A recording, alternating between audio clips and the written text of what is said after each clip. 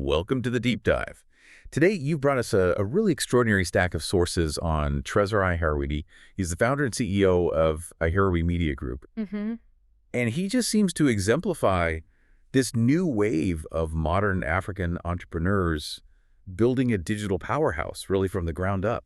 It's a very compelling journey because he represents a real pivot point. Tresor IHIRWE didn't wait for formal infrastructure or established market access. Right. He learned, and he says this himself, how to turn curiosity into capital.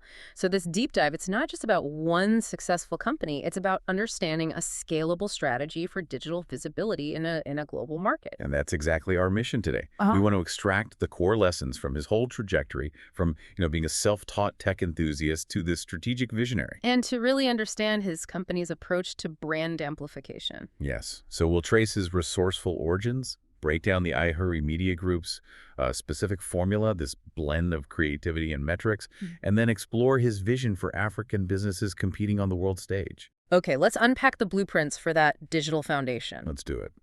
So, starting at the beginning, the making of a digital visionary.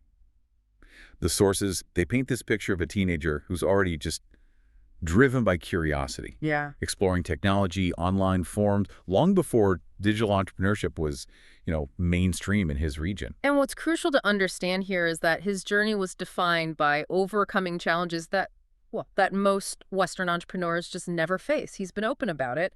Access to skills, reliable internet. The basic tools. The basic tools, yeah. He said it was tough. But instead of that being a roadblock, that scarcity actually became a catalyst. It forced him to be creative. It forced him to be intensely strategic and resourceful. He was relying on self-learning, on online communities, which, kind of ironically became the foundation of his expertise and visibility. That's resilience forged by necessity, isn't it? Yeah. He wasn't spending money on courses he couldn't afford. He was optimizing his own learning time, his bandwidth usage. It's an early form of digital efficiency. It is. And that self-directed learning, that's what led to the pivotal realization, the moment that sort of shifted his entire focus. The fire was lit. Exactly. He realized that talent alone wasn't enough. A brilliant idea, a great product. All of it just stays static unless it has a strong, optimized online presence. And that presence isn't just a brochure. No, not at all. It was the mechanism, the thing that transforms an intangible concept into a living, scalable, verifiable business. The internet gave him instant legitimacy, proof of concept. Something traditional markets just couldn't offer at that speed. Right. And that profound shift in perspective, that became the bedrock of IHIRWE Media Group. Which was founded with this incredibly clear mission to make African entrepreneurs discoverable. He identified the bottleneck perfectly. He said, "There's no shortage of talent here. What's missing is visibility." That quote it encapsulates the whole strategic problem he set out to solve. And if you connect this to the broader picture, his origin story is a masterclass in prioritizing the fundamentals. SEO, web strategy. Exactly. Foundational digital skills. Especially when resources are limited. He proved you have to secure visibility first. Make sure your audience, your investors, can find you before you try to scale globally. Visibility is the prerequisite for growth. Not just a bonus feature you add on later. Never. Okay, that makes the ambition crystal clear. So let's move into the operational core, the IHIRWE formula. The sources really emphasize that they don't just offer digital marketing services. Oh, it's more than that. They operate at the intersection of, let's say, creativity and cold, hard data.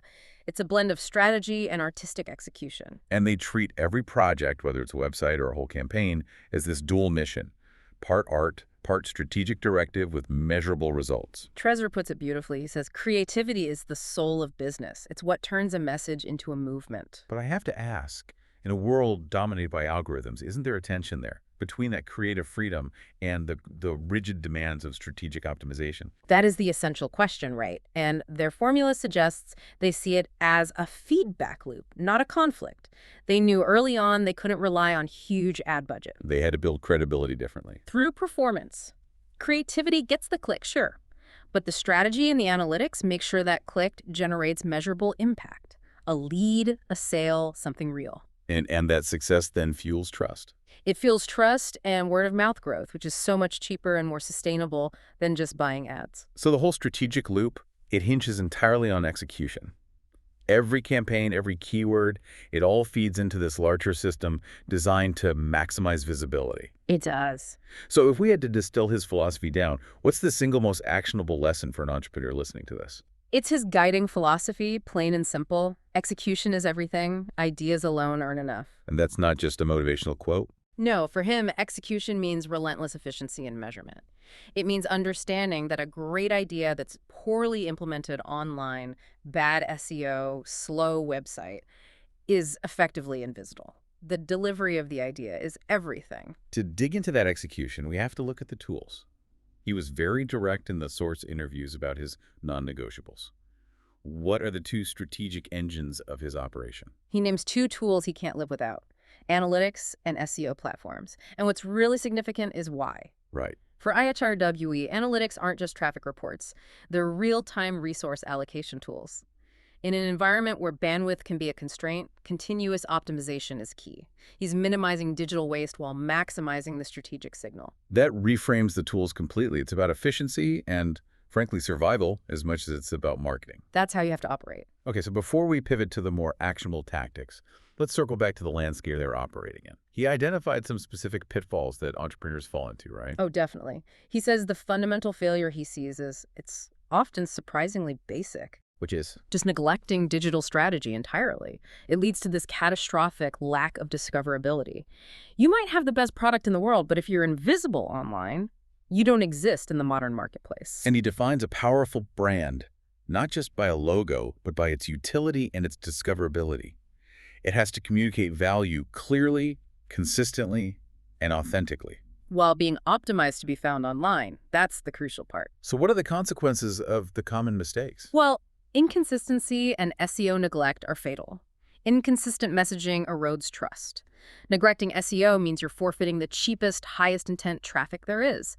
Their approach is holistic. It combines strategy, content, analytics, all to make sure a client's website, social profiles, everything is optimized for visibility. It's about being found efficiently by the right people. The right people, exactly. This raises a big problem of maintenance, though. Digital marketing, SEO, it all changes constantly. Algorithm updates every few months. How does he maintain his own strategic edge? It's a dedicated commitment.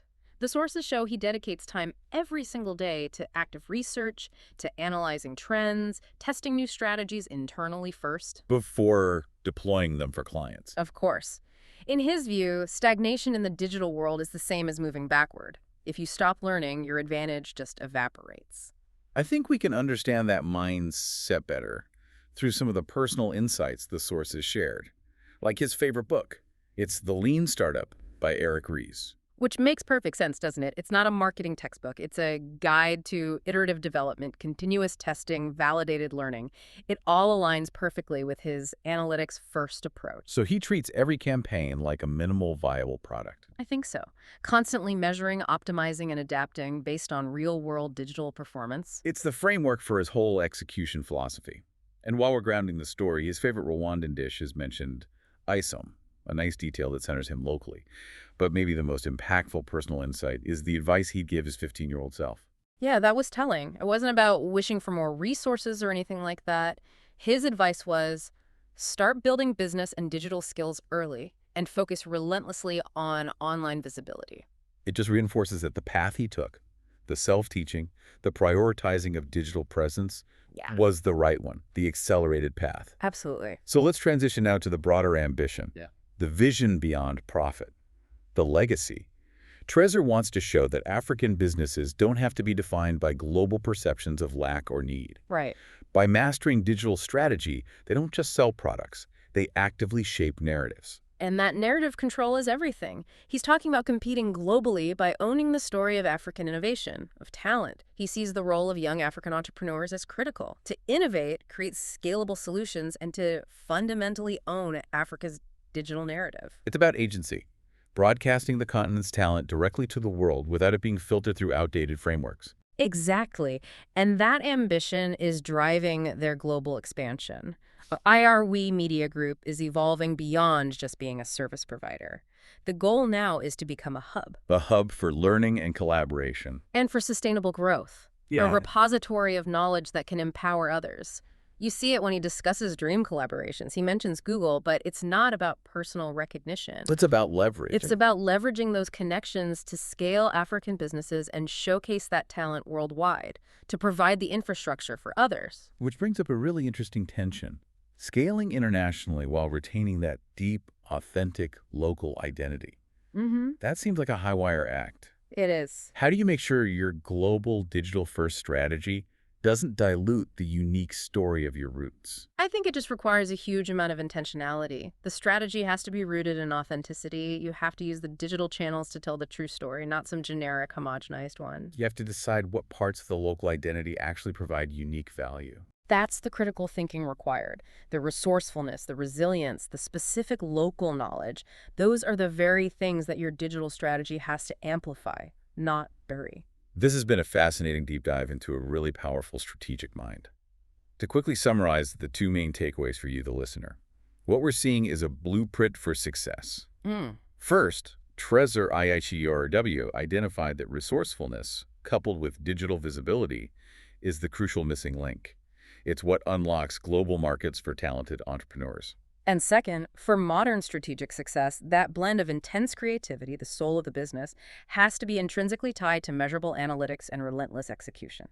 As he proved, prioritizing that data-driven delivery is the difference between a great idea and a durable, scalable business. A phenomenal lesson in strategic self-empowerment. And here is a final provocative thought for you to consider, building on everything we've just covered. Tresor emphasizes the need for African entrepreneurs to own Africa's digital narrative. So if you were building a scalable global business based on a locally unique idea, how would you ensure that your digital-first strategy, one focused on global scale and SEO performance, does not dilute the unique, authentic story of your local roots? What sacrifices, if any, must be made for the sake of global discoverability?